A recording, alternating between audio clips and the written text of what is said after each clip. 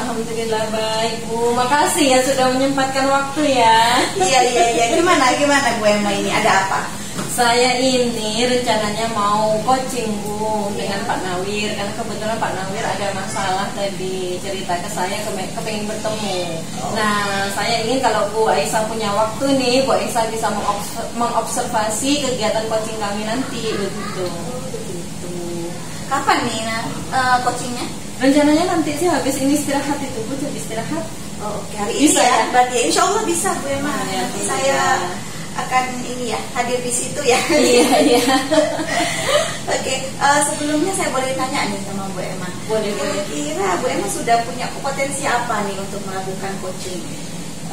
Dalam hal coaching itu kan ada 3 kompetensi ya Bu ya. Itu ada presence, kehadiran penuh, kemudian mendengarkan secara aktif dan mengajukan pertanyaan berbobot. Menurut saya sudah bisa tuh 3-tiganya. Namun dari ketiga hal itu ada yang ingin saya lebih kembangkan lagi begitu Bu. Yang mana ini yang mau dikembangkan lagi Bu? Yang ingin saya kembangkan lebih itu yang presence Bu, yang kehadiran penuh gitu. Karena kadang saya itu terganggu ya, ada suara-suara dari luar begitu, ada pesan masuk itu terdistract gitu ya, tidak fokus begitu. Fokus gitu ya. Lemahnya di situ. Lemahnya gitu ya? ada kelemahan di situ. Oke, jadi nanti apa nih yang mau saya amati di sini Bu Emma? Saya ingin Bu Aisyah nanti mengamati apakah saya bisa fokus mendengarkan Pak Nawir berbicara ya, kemudian saya bisa menggali ide-ide dari Pak Nawir, dan apakah pembicaraan saya nanti tidak melebar kemana-mana begitu Bu. Oke, ya fokus saya ya. mengamati hal kegiatan yang ini ya, khusus di presentnya ya. Iya.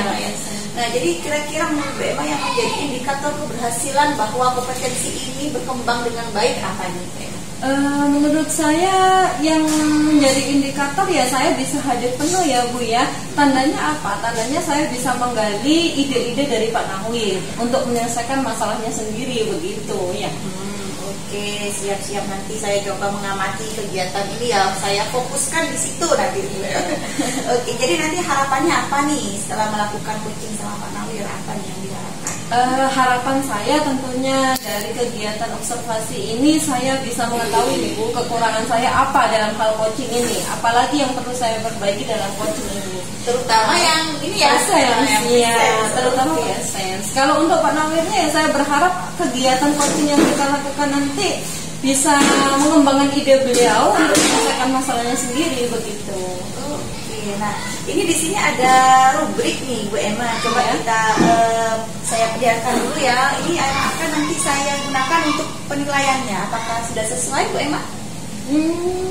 Menurut saya sudah cukup Ibu, ini sudah sesuai dengan apa yang saya inginkan, yang saya harapkan begitu. Iya.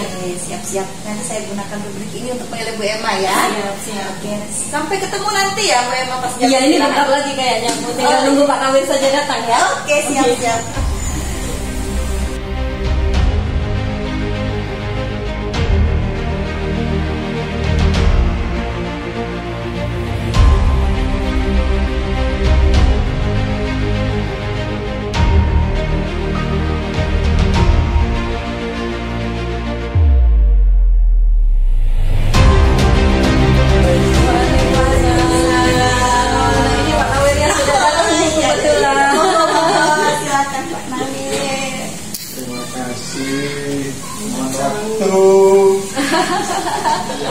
Gimana nih Pak Nawir?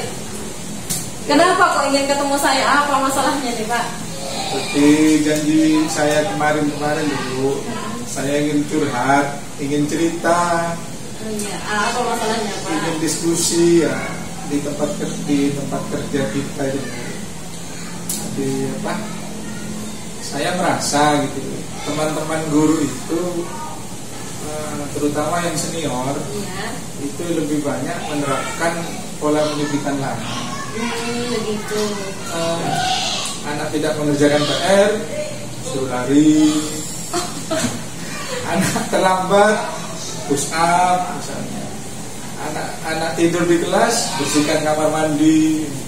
Jadi saya secara pribadi jadi risih gitu. Jadi masih posisi guru itu masih sebagai penghukum ya Pak ya? Betul. Iya. Jadi saya mau mengingatkan juga tidak enak kan, saya bukan pejabat, saya juga masih baru di situ. Tapi anak-anak itu kadang mengeluh. Iya, iya. Kalau guru ini Pak sangar, terus kami takut di kelas, dikit-dikit dimarahi. Bahkan pada tahapan tertentu kalau dianggap terlalu ada kekerasan fisik gitu. Jadi saya itu prihatin sekali, gimana ini saya supaya bisa menyumbang pemikiran kepada sekolah.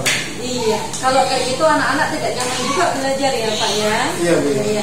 Jadi apa nih tujuan pertemuan kita hari ini nih? Ya, tentu saya ingin bercerita, mungkin Ibu nanti bisa memberi atau bisa menggali dari saya ini harus bagaimana gitu, sehingga saya bisa menemukan sebuah pemikiran saya bagaimana solusi ke depan menghadapi situasi kantor kan tidak nyaman gitu. Iya, ada guru iya. yang sangat begini, sementara saya dengan pemikiran baru modern anggaplah bahwa ada pelindungan anak, saya enak gitu dengan anak gitu. Biar anak-anak nyaman juga belajar ya Pak ya. Biar nyaman dan terlindungi gitu. Iya. Kira-kira apa nih kesempatan yang dipunyai Pak Nawir nih dalam masalah hal itu? Ya sementara yang bisa saya miliki kesempatan itu, pertama ada anak-anak atau rekan-rekan guru muda yang sepemikiran dengan saya. Oh, begitu. Terus ada juga yang rapat bulanan sebetulnya yang bisa menjadi media untuk kami berbagi sebetulnya. Cuma kan saya bingung bagaimana ini gitu. Ada hambatan begitu ya Pak ya. Oh iya. Apa nih kira-kira hambatannya kalau boleh saya tahu? Ya yang paling kentara kan dari guru-guru senior itu. Jadi guru-guru senior itu kalau melihat cara atau metode saya mengajar sangat tidak nyaman gitu. Jadi bagi mereka itu yang dikatakan mengajar sukses itu murid dalam kelas diam, ditegur begini. Jadi saya tidak nyaman dengan hal seperti itu. Jadi guru-guru senior itu menganggap bahwa saya itu orang baru yang tidak bisa menerapkan metode seperti mereka gitu. Yang berbeda gitu. Jadi menurut Pak Nawir ada paradigma nih yang harus diubah dari guru-guru begitu ya. Betul. Supaya ya merdeka belajar lah ya begitu ya. Strategi apa nih yang bisa dilakukan oleh Pak Nawir ke depan nih kira-kira? Ya karena saya bukan siapa-siapa Bu. Jadi tapi saya kan punya pimpinan. Iya, betul. Dalam hal ini kepala sekolah. Kepala sekolah, Iya. Ke depan mungkin saya akan menghadap kepada kepala sekolah. Saya akan memberikan pemikiran-pemikiran saya terkait kurikulum baru, paradigma baru.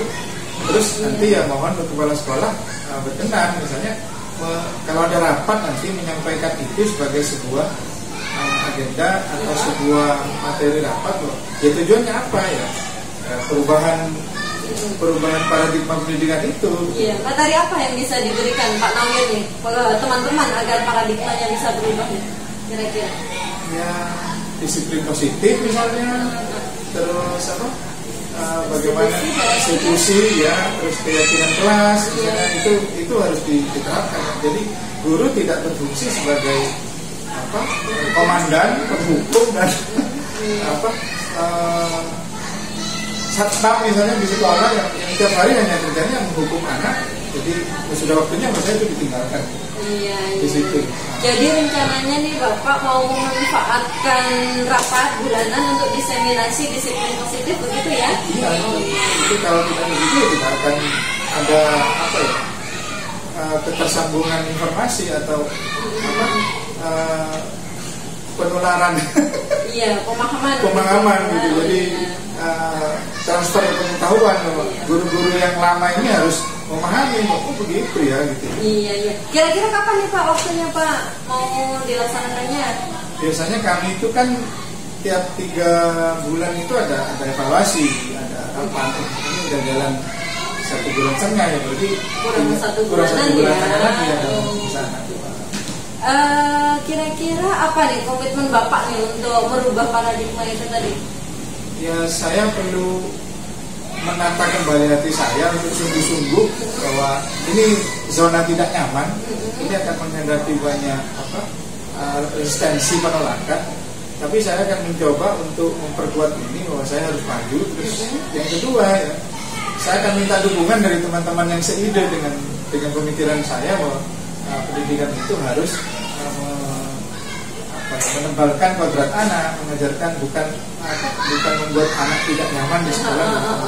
Minta dukungan itu ya, terus yang ketiga ya mau tidak mau saya harus dalam tanda kutip menekan kepala sekolah, tolong Pak, ini harus diamankan karena amanat kurikulum itu seperti ini.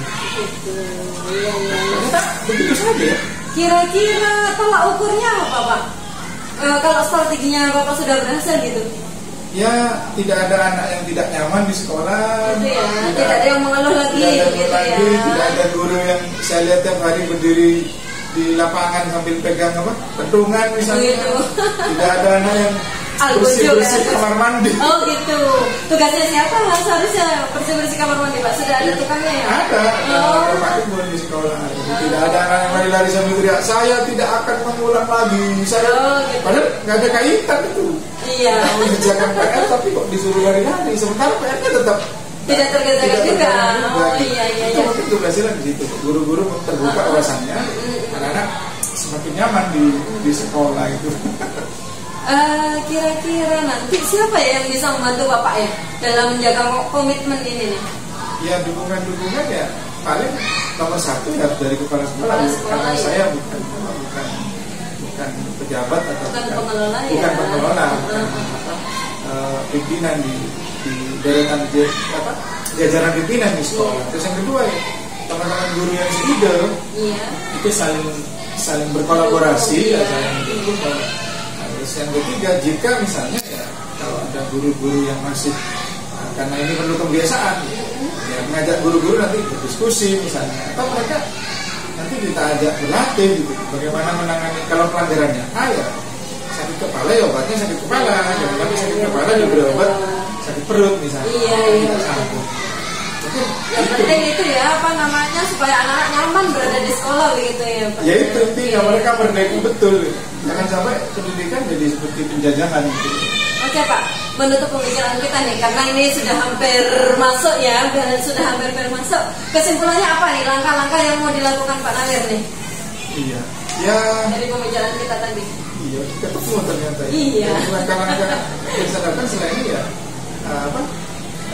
saya akan mendekati kepala sekolah, kemudian setelah itu akan ada rapat dinas. Nanti di rapat dinas saya akan mohon waktu untuk berbagi praktek positif, misalnya ya dua itu ada disiplin positif dan restitusi itu.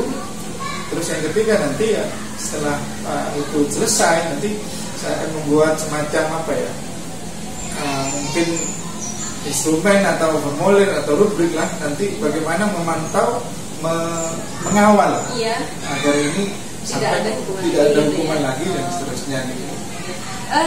Barangkali kita bisa ketemu lagi nih Pak nanti. Barangkali 2 bulan lagi ya, yang sudah ada kelihatan hasilnya barangkali 2 bulan atau 3 bulan.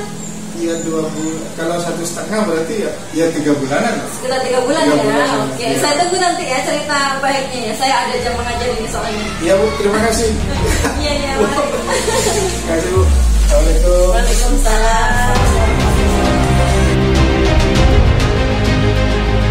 Gimana Bu Aisyah? Tadi saya sudah selesai melakukan coaching tadi. Oke, tadi saya sudah mengamati percakapan coaching Bu Emma dengan Pak Nawir ya. Nah, ini mau saya tanyakan nih. Kira-kira Bu Emma apakah indikator ketercapaiannya ini udah tercapai nih sesuai dengan yang ingin dikembangkan sama Bu Emma kompetensinya tadi? Tadi kan saya indikatornya kan bahwa saya hadir penuh begitu ya Bu ya, tidak terdistrak, kemudian pertanyaan saya juga fokus, tidak melebar kemana-mana. Menurut saya tadi tercapai Bu itu Bu begitu. Oh iya. Apa nih yang kira-kira apa nih contohnya nih yang kok bisa sih tercapai gitu? Saya tadi tetap fokus ya, jadi mendengarkan Pak Nawir berbicara, menyimak Pak Nawir berbicara, bercerita ya. Meskipun di luar itu banyak sekali suara anak-anak teriak-teriak begitu ya, tapi alhamdulillah saya bisa lah. Oke. ini ada catatan nih Bu Emma, boleh saya ungkapkan di sini ya? Boleh. Oke. Jadi ada beberapa hal yang sudah saya catat dari hasil observasi tadi. Bu Emma kan kompetensi yang ingin dikembangkan tadi adalah present ya, kehadiran penuh. Menurut saya yang sudah saya amati dan ini adalah catatan saya, Bu Emma udah melakukan itu dengan baik, gitu ya. Karena tadi sudah Bu Emma juga sudah ungkapkan bahwa tadi ada anak-anak rame gitu, Bu Emma masih tetap fokus sama Bapak Nawirnya, sama selaku coach.